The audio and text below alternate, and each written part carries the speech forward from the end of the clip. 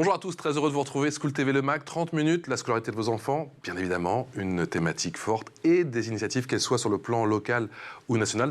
C'est toujours avec Alix Nguyen. Salut Alix. Salut Patrice. Oui, j'ai ripé en début, mais j'aime pas refaire, vous savez. On continue, c'est parti pour le sommaire de cette émission. Gros plan sans plus tarder sur un podcast, le podcast Nouvelle Héroïne, des histoires pour enfants, de femmes inspirantes pour rêver en grand. Quelle est la recette du succès de ce podcast? Vous allez le voir, très bien conçu. On en parle avec sa fondatrice dans un instant. Une journée dédiée tous les 8 mars, mais concrètement, où en est-on de l'égalité filles-garçons? Est-ce que les choses sont en train d'évoluer, de changer à l'école? Quel enseignement? On se posera là aussi toutes ces questions. Et puis dans sa loupe, Alix Nguyen nous parle de Basta, c'est quoi? Oui, c'était une sorte de manuel à destination des jeunes filles pour se sortir de situations sexistes. La suite dans une dizaine de minutes. C'est parti pour l'expression orale.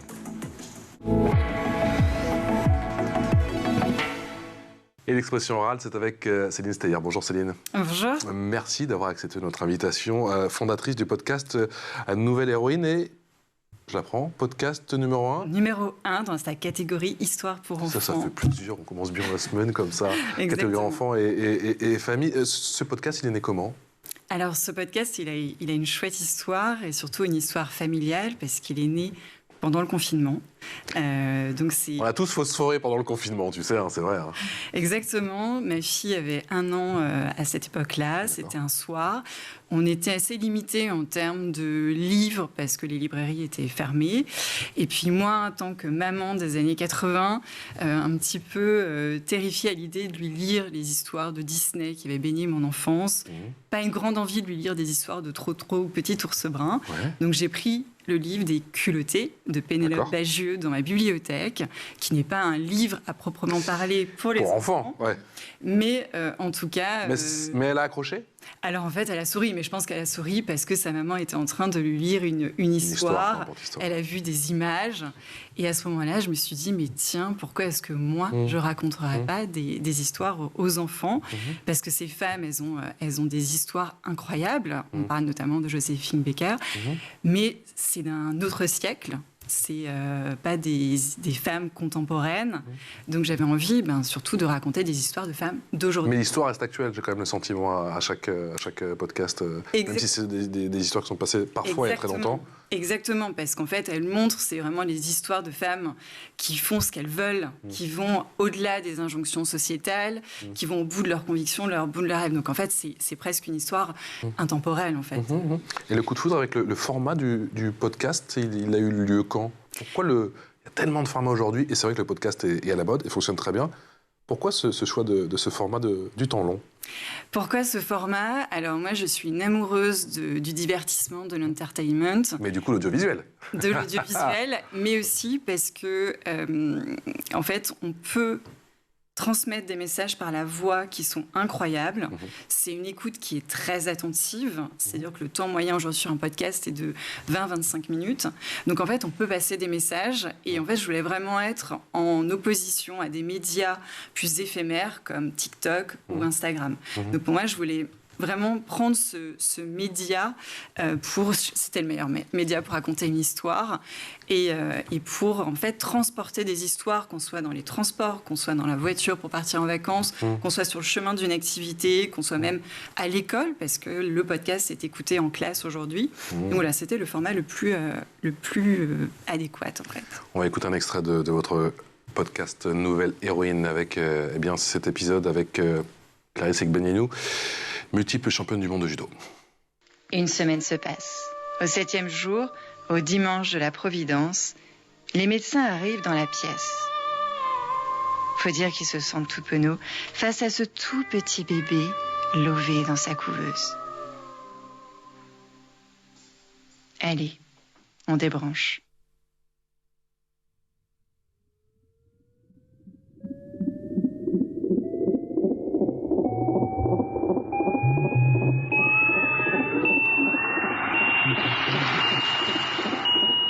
Allez, bat-toi, ma petite puce.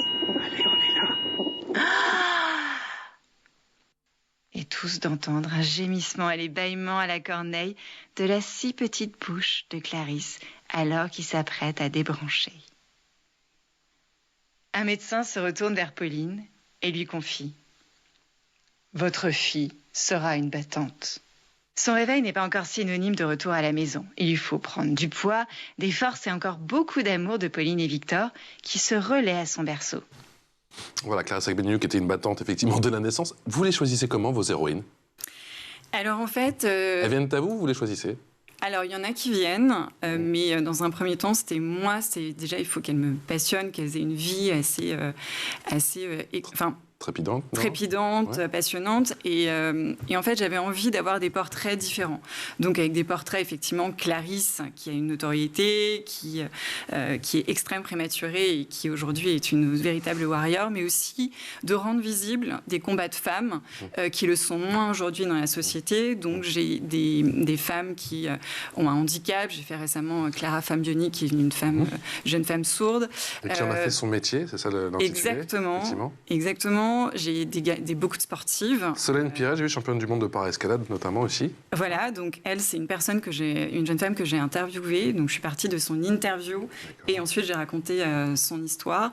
Donc en fait, j'essaie vraiment d'avoir une pluralité de profils pour que tous les enfants puissent s'y retrouver. Donc c'est pour ça que je veux pas faire que des grands noms, mais aussi partager en fait des différences, des singularités, des combats différents et surtout des femmes dont on ne parle pas forcément aujourd'hui aux enfants.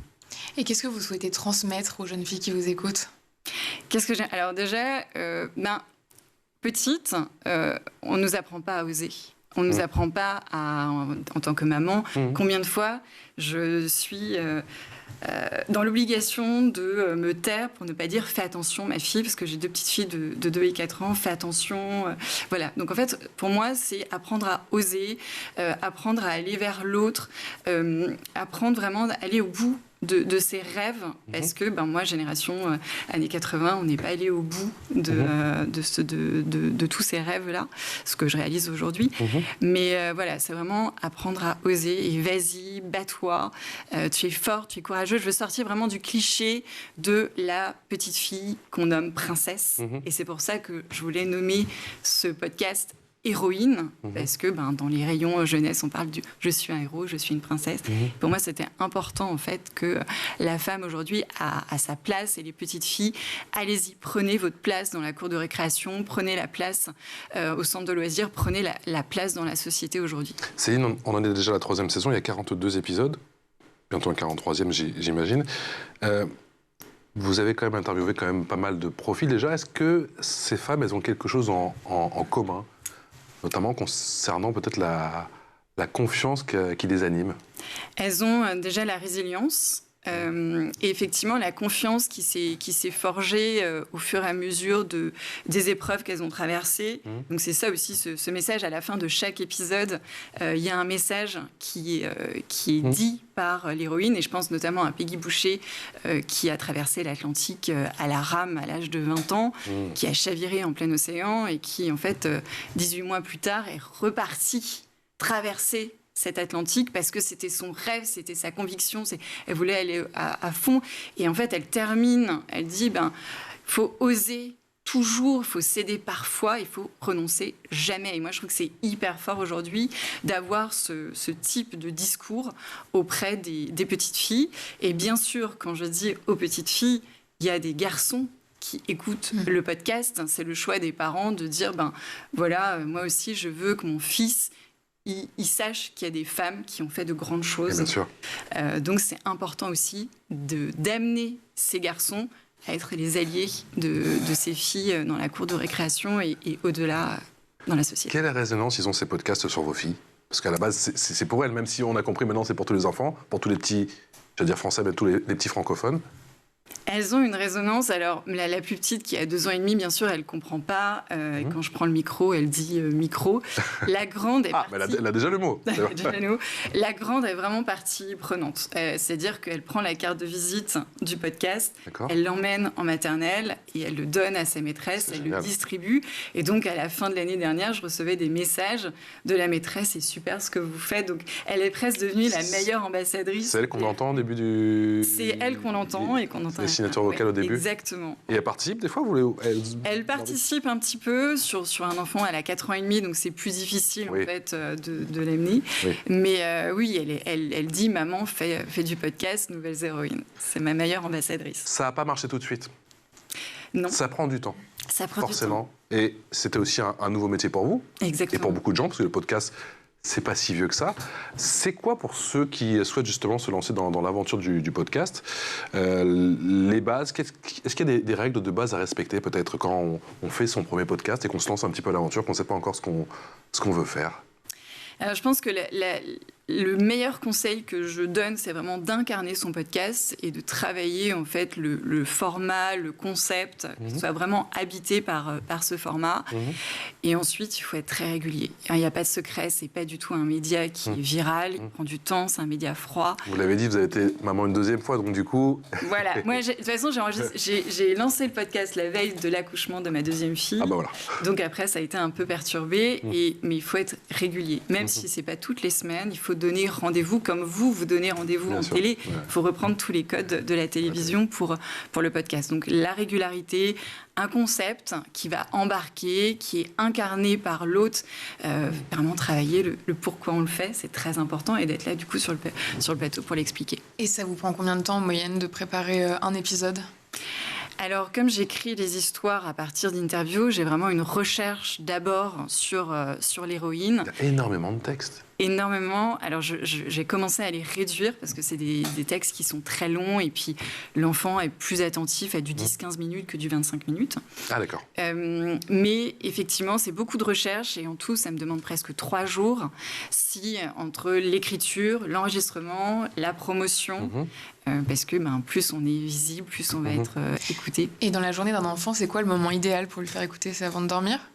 Alors, c'est un vrai moment entre mère-fille le soir avant de se coucher. Cool. C'est-à-dire qu'ils vont l'écouter. C'est le petit moment à deux. Et sinon, sur le chemin des activités aussi, parce que c'est le temps souvent, dans la voiture, 10-15 minutes, dans la voiture, dans le métro, et sur la route des vacances. Là, c'est bientôt les vacances scolaires. Donc moi, il est diffusé le mercredi matin, parce que le mercredi, les enfants sont plus susceptibles d'écouter toute la journée le podcast. Mais il y a vraiment le transport et le coucher, la petite histoire du soir, souvent avec la maman, parce que la maman écoute aussi, et j'ai la maman, mais le papa aussi écoute le podcast. Le podcast a un succès énorme et même grandissant, on l'a encore dit tout à l'heure. Est-ce que vous avez une communauté aujourd'hui qui vous suit sur les réseaux? Est-ce que vous avez des retours via les réseaux? Comment vous vous nourrissez de ça? Et quelles sont les questions qui reviennent souvent, peut-être? Alors, en fait, j'ai une communauté sur LinkedIn, parce que LinkedIn est forcément un réseau professionnel et à date, effectivement, le podcast doit être monétisé. Aujourd'hui, on le fait tous bénévolement. C'est un contenu qui est gratuit, qui demande du travail, mais il a pour vocation à être monétisé.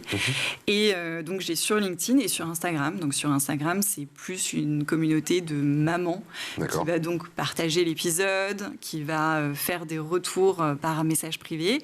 Et j'ai aussi un répondeur. Donc, il y a le répondeur des nouvelles héroïnes, où les enfants peuvent me laisser un message. Et donc, j'ai eu récemment le message d'une petite fille de 10 ans qui me disait est-ce que vous pouvez faire l'histoire d'Angèle, par exemple, sa chanteuse préférée? Et bien sûr, sur Apple Podcast, j'ai des messages de petites filles de 10 ans qui vont me dire j'ai adoré l'épisode de Louane, j'ai adoré l'épisode de Clarisse. Donc c'est comme ça en fait qu'on interagit avec la communauté et nos auditeurs.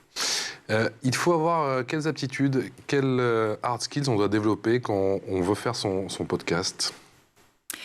Il faut être bon en quoi? J'ai l'impression qu'il faut être bon un petit peu près dans tout. Alors moi, je dirais que la compétence vraiment phare, c'est l'écriture. D'accord. C'est vraiment l'écriture, parce que c'est écrire un script d'épisode, c'est écrire une histoire, c'est écrire un contenu pour un post Instagram, pour un post LinkedIn.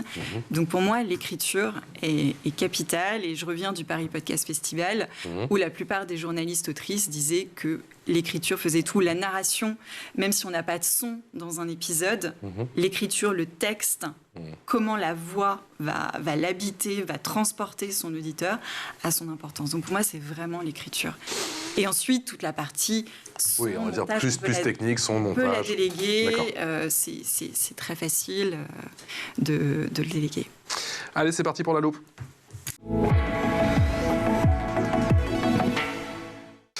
Et dans cette loupe, Alix, tu nous parles de Basta, ce guide d'autodéfense féministe pour ados. Mais pas seulement. Oui, l'ouvrage est rédigé par Marion Lemusic, illustré par Maria Kronsky. C'est une sorte de manuel sous forme de BD pour aider les jeunes filles, mais pas que, donc, à identifier et analyser des situations sexistes et même plus largement à apprendre à mettre des limites et des stratégies en place pour se sortir d'une situation. Basta est un guide d'autodéfense féministe destiné aux adolescentes. On y a réfléchi parce que ça nous paraissait important d'aider les jeunes filles et les minorités de genre à avoir des outils pour se défendre des agressions sexistes et sexuelles auxquelles elles peuvent être confrontées dans leur quotidien. Donc Basta est une BD qui va décrire différentes scénettes dans lesquelles des personnes vont être victimes d'agressions sexistes ou sexuelles, que ce soit en milieu scolaire, dans l'espace public ou alors dans l'intimité, avec les potes en soirée, avec son petit copain, etc. Pour chaque situation, une formatrice d'autodéfense féministe va aider la personne victime de l'agression à trouver des solutions pour s'en sortir. Il va y avoir des techniques d'autodéfense physique, mais pas que. Aussi des techniques d'autodéfense verbale, des techniques efficaces pour demander de l'aide ou pour fuir d'une situation compliquée. L'autrice en a conscience, le sujet est lourd et il s'agit aussi et surtout d'éduquer les jeunes garçons quant à ces problématiques. Pas question donc d'ajouter une pression supplémentaire ou de culpabiliser les jeunes filles, mais plutôt de leur donner des clés d'autodéfense tout en humour. C'est d'ailleurs pour ses nièces de 14 et 17 ans que Marion a décidé d'écrire cette BD. Ça vous parle, vous, un guide d'autodéfense féministe ? Exactement. Oui, je trouve que c'est important. Et dans les épisodes, j'essaie toujours de mettre de la pédagogie, notamment dans un épisode avec Margot Théroux, qui est une féministe engagée et sexologue. On a parlé notamment de la notion de consentement, le fait de dire non, le fait d'agir en tant que fille et de dire chaque petite action qu'on va faire, chaque petite voix qu'on va porter va servir à toutes les autres qui n'ont pas la voix pour le faire. Donc pour moi, c'est important. Et ça, en tant que maman, vous savez à quel âge on peut l'enseigner déjà ? Alors, en fait, il faut toujours avoir les bons mots, des mots d'enfant pour l'expliquer. C'est ça, en fait. Donc, en fait, on peut partir. Je sais que ma fille a 4 ans, en cours en maternelle, elle est déjà à me dire on m'a tapé dessus, ou les garçons ils jouent à la balle, moi je peux pas. Et l'autre jour j'interrogeais aussi des petites filles de 10 ans qui disaient moi dans la cour c'est les garçons qui ont le terrain de foot et nous on peut pas jouer au football. Donc elles ont déjà des notions de sexisme et savent déjà ce que c'est. Donc après, à nous, adultes ou professionnels, de mettre des mots qu'elles vont comprendre pour pouvoir les préparer à agir, à répondre. Je pense que c'est vraiment dans notre devoir de le faire. Quels sont les préjugés que l'on développe très jeune ? C'est vrai d'enfants de 3 à 4 ans et déjà à cet âge-là, ils sont impactés ? Oui, parce que je le vois quand je me balade avec ma fille de 4 ans, on va lui dire dans la rue « Oh, qu'est-ce qu'elle est jolie !»« Oh, la princesse !» Alors, je lui ai appris à répondre « Non, je ne suis pas une princesse, je suis une reine. » Parce que forcément, une reine, elle a un royaume, c'est elle qui gouverne. Donc oui, et le fait aussi que la petite fille, elle est plus dans « Je prends soin de l'autre, je suis dans le care, je ne suis pas là pour me battre » on peut se battre par la voix aussi. Donc voilà, c'est la mignonnerie, la petite princesse, et la petite chose qu'on doit protéger. Elle ne peut pas se défendre toute seule, elle n'a pas les armes pour se défendre. Est-ce que vous avez le sentiment qu'aujourd'hui, sur l'enseignement égalité filles-garçons, on a fait assez ? Est-ce que l'école en fait assez ? Est-ce que l'école est à la hauteur aujourd'hui ? L'école, bien évidemment, fait ce qu'elle peut. Exactement, je pense qu'elle est complètement débordée. C'est en train de changer, ça change aussi dans les crèches par rapport aux manuels qu'on lit aux enfants. Ça change effectivement petit à petit. Et puis surtout, les parents ont cette volonté que ça change. Donc, ils vont proposer de nouvelles activités. Je pense que ça va dans le bon sens, mais ce n'est pas le cas partout. Et on est vraiment une génération, moi je vois la génération des années 80, on veut faire bouger les choses. Et vous avez le sentiment que ça change, doucement mais sûrement ? Ou que c'est encore difficile ? C'est encore difficile. Je pense que c'est encore difficile. On est en 2023 et c'est encore compliqué. Regardez cet extrait sur ces initiatives de l'éducation nationale concernant l'insertion des filles dans le domaine de la science. On sait qu'on manque cruellement de scientifiques femmes. Tous les plastiques sont faits à base de polymères. Il existe d'autres polymères qui ne sont pas des plastiques. Vous allez en retrouver beaucoup sur vous, notamment vos vêtements en coton, c'est des polymères. Moi, mon travail pendant ma thèse, ça a été de synthétiser des polymères innovants qui permettent d'améliorer la formation de ces nanoparticules. Je travaille sur des applications biomédicales. Donc moi, ce qui me plaît énormément, c'est que c'est des domaines ultra innovants. Et donc c'est vrai que c'est quelque chose qui, moi, me motive personnellement énormément, c'est de trouver un traitement qui sera peut-être commercialisé dans 10 ans, dans 15 ans. Je trouve ça fascinant parce que j'étais pas consciente de toutes ces choses et de tous ces métiers. Pour ceux qui veulent le récupérer, on va mettre ça. Mon avenir, je le vois forcément dans un domaine scientifique, puisque c'est ce qui m'attire et c'est ce que j'ai toujours voulu faire, et être chirurgienne plus précisément, cardiovasculaire, parce que ça a été mon rêve depuis enfant. C'est pour ça que je veux faire de la médecine, à tout prix. La science, c'est vrai que on retrouve beaucoup d'hommes, mais aujourd'hui on retrouve de plus en plus de femmes quand même. C'est pas toujours le cas dans tous les domaines de la science, mais tous les domaines restent accessibles aujourd'hui. Il ne faut pas que les filles aient peur et se mettre des restrictions, des barrières en disant non, ça c'est un métier d'homme. Il peut y avoir des physiciennes, peut y avoir des mathématiciennes, et c'est ouvert à tous. On imagine effectivement qu'il faut multiplier ce genre d'initiatives. On voit tout de suite l'impact de ce type d'atelier. On voit les langues qui se délient et des vocations qui sont en train de naître sous nos yeux. Exactement, et que ce soit dans la science, dans le numérique, mais aussi dans la finance, parce qu'en fait, on n'explique pas aux petites filles qu'elles peuvent être tradeuses. Qu'elles peuvent être tradeuses. C'est des notions. Tu as toujours l'image du trader avec son costume, là, comme moi, avec effectivement sa cravate. Il y a des femmes, mais il n'y en a pas assez. Exactement, et quand on rentre en école de commerce, les femmes, elles vont vers des activités des plus marketing, plus ressources humaines, alors que les hommes, ils vont tous en finance. Donc voilà, il y a des clichés à abattre. Et c'est pour ça qu'existe le podcast. Et on voit quand on met des histoires de scientifiques, d'aventurières, tout de suite, il y a un impact dans les écoutes. Parce qu'aujourd'hui, on connaît très peu d'aventurières. On parle de scientifiques, on imagine Marie Curie. Bah oui, j'allais vous dire, il y a Marie Curie dans les 42 ou pas? Je me souviens plus. Non, pas encore. Non, parce que nouvelle héroïne, bien sûr, et parce que je veux sortir des pionnières, je veux vraiment... Quels sont aujourd'hui les scientifiques d'aujourd'hui, les prix Nobel de physique. Voilà, il faut qu'on soit dans cette démarche de montrer aux filles qu'il y a des carrières dans la science, qu'il y a des carrières dans le numérique, dans la finance, et que c'est pas... Parce que c'est terrible, on a déjà fait des émissions, on a vu qu'il y en a même qui sont passionnés par la science, qui commencent à le faire et qui abandonnent assez rapidement parce qu'elles se retrouvent dans des classes où il n'y a que des garçons, et puis elles-mêmes, elles ont un peu de mal, et puis on leur dit, bon, bah, c'est pas grave... bascule dans les sciences humaines, vous en avez parlé effectivement. Alix. Et vous, petite, vous aviez une ou des héroïnes? Non, pas du tout. Non. Moi, j'étais pas du tout dans cette... J'ai été élevée avec Disney, avec Martine. Donc moi, mon héroïne, c'est Martine. Martine va à la plage.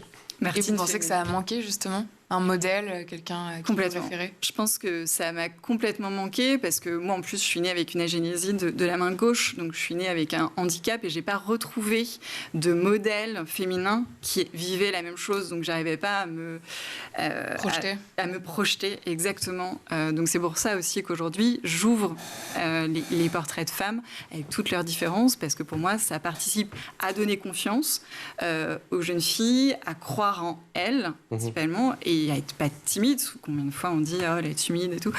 Non, voilà, et d'aller au bout de ce qu'elles veulent, vraiment les pousser à être ce qu'elles sont.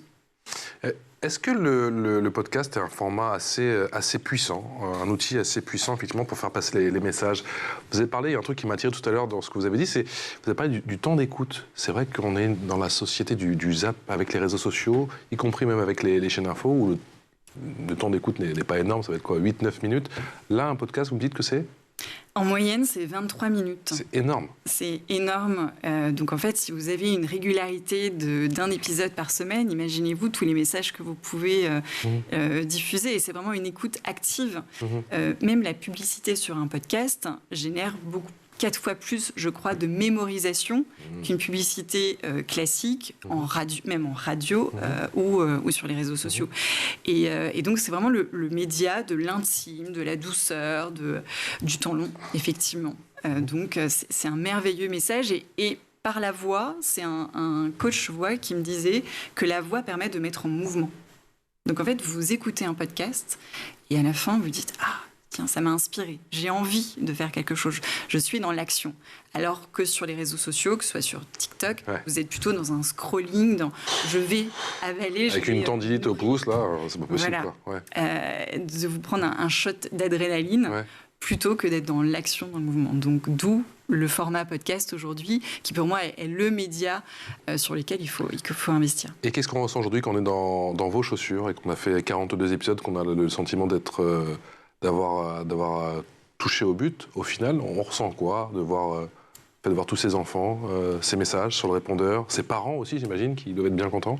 Une sorte de fierté, on se dit qu'effectivement on tient quelque chose, que c'est un sujet qui est dans la tendance, qui est dans l'air du temps, et qu'il faut aller encore plus loin. L'objectif, c'est d'être vraiment écouté dans les écoles, c'est que ce soit une voix, que les filles, je veux être une nouvelle héroïne. Enfin, pour moi, il y a vraiment une vocation à... Vous avez déjà eu des profs, Céline, qui vous ont contacté, qui utilisent aujourd'hui vos podcasts, Exactement, ouais. J'ai eu des messages d'enseignants. Quel épisode, vous savez? Alors, c'est souvent Alors, Clarisse Kremer, par exemple, la navigatrice, parce qu'ils avaient fait un exposé sur elle. Et donc, voilà, ils me disent, on l'écoute en cours, on l'écoute au centre de loisirs. Voilà, donc il y a vraiment vocation à transmettre tous ces messages de toutes ces héroïnes. Est-ce qu'il y a vocation à le traduire? Parce que c'est ça, quand il y a un podcast qui est bien, souvent on le traduit. On le traduit en russe, on le traduit en anglais. Alors déjà, c'est le rendre accessible. Ouais. C'est-à-dire qu'aujourd'hui, il est effectivement disponible en audio, il est disponible à l'écrit. Les parents peuvent le lire à leurs enfants pour une meilleure accessibilité. Donc pour l'instant, il reste franco-français. Mais c'est top. Et on verra l'année prochaine. Merci beaucoup, Céline. Céline Steyer, fondatrice du podcast Nouvelle Héroïne, à retrouver donc sur toutes les bonnes plateformes de streaming, j'imagine. Exactement, Apple Podcast, Spotify, toutes les plateformes d'écoute. Chez tout le monde. Merci beaucoup. Merci Alix. On se retrouve demain pour un nouveau numéro de School TV Le Mag.